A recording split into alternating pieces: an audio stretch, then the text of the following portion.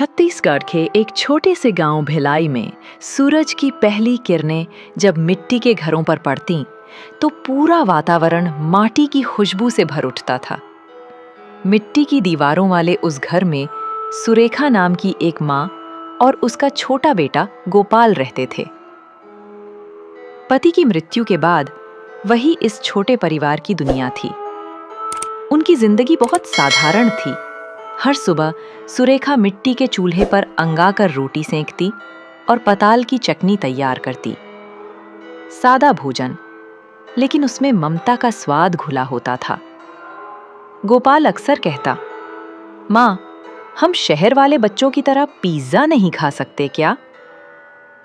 सुरेखा मुस्कुराती, बेटा, जो प्यार से बना हो वही सबसे बड़ा स्वाद है।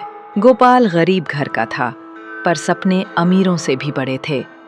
वो गांव के सरकारी स्कूल में पढ़ता और अक्सर बिना जूते धूल भरी सड़क पर पैदल चलता। हर दोपहर जब स्कूल से लौटता, माँ लकड़ी के चूल्हे पर रोटी सेकते हुए कहती, आ बेटा, गरम अंगाकर रोटी खा ले, पताल की चटनी भी ताज़ा बनाई हूँ।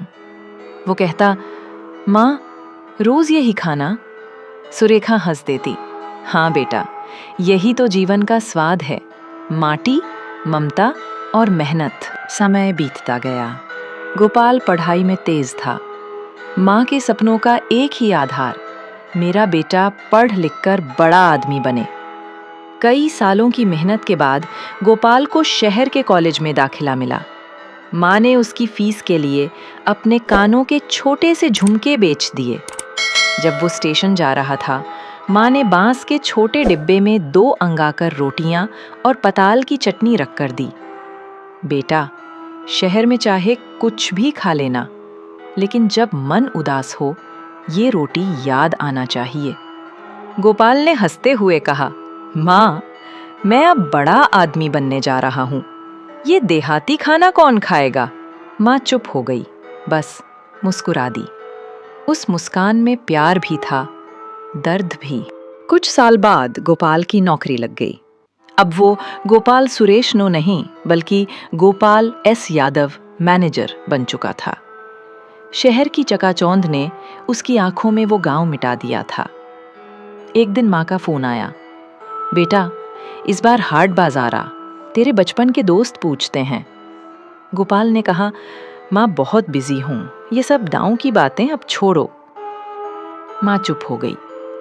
उस रात उसने वही पुरानी अंगाकर रोटी बनाई, पताल की चटनी रखी और बगल में बेटे की पुरानी फोटो देखकर बोली, बेटा, तू चाहे जहां भी रह, माँ की दुआ तेरे साथ है। कुछ महीनों बाद गांव में बिजली आई, सड़कें बनी, पर सुरेखा की तबीयत बिगड़ने लगी। उसे खांसी और सांस की तकलीफ बढ़ गई थी। पड़ोसियों ने गोपाल को फोन किया, बाबू, ऐसने मत कर, तेरी माँ बहुत बीमार है, जल्दी आ जा। गोपाल उस वक्त मीटिंग में था। वो बोला, मैं व्यस्त हूँ, 2 दिन में आऊँगा। 2 दिन।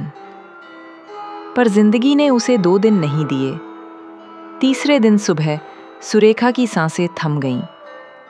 घर में बस वही मिट्टी का चूल्हा था, जिस पर आखिरी बार अंगाकर रोटी अधूरी रह गई थी।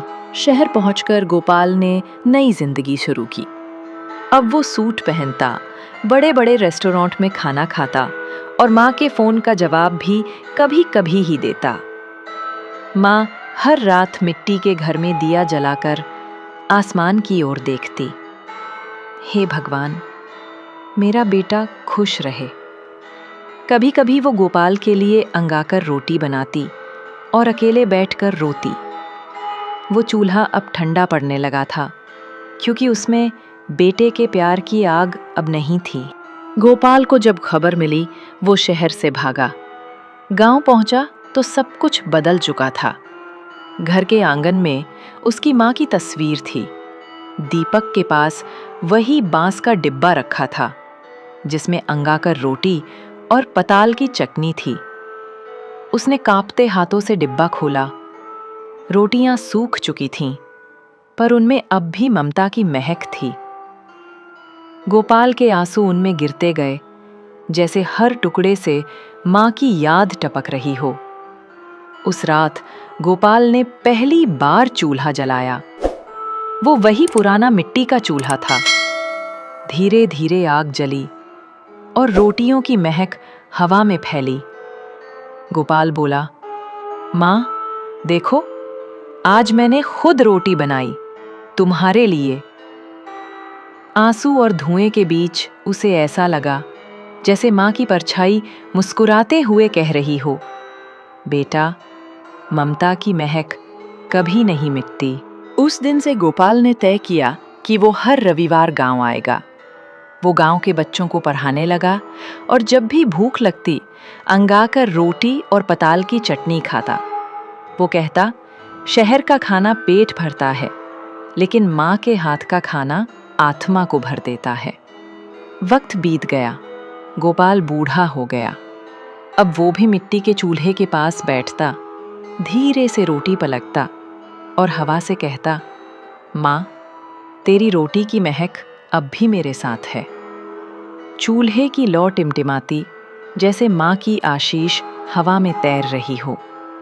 आसमान में तारा चमकता, मानो कह रहा हो, ममता की महक कभी नहीं मिटती। माँ का प्यार, उसका खाना, उसकी ममता, ये सब उस मिट्टी की खुशबू की तरह है जो कभी नहीं मिटती। शहर की चमक भले आंखों को चकाचौंध कर दे, पर दिल की भूख सिर्फ माँ के हाथों से मिटती है।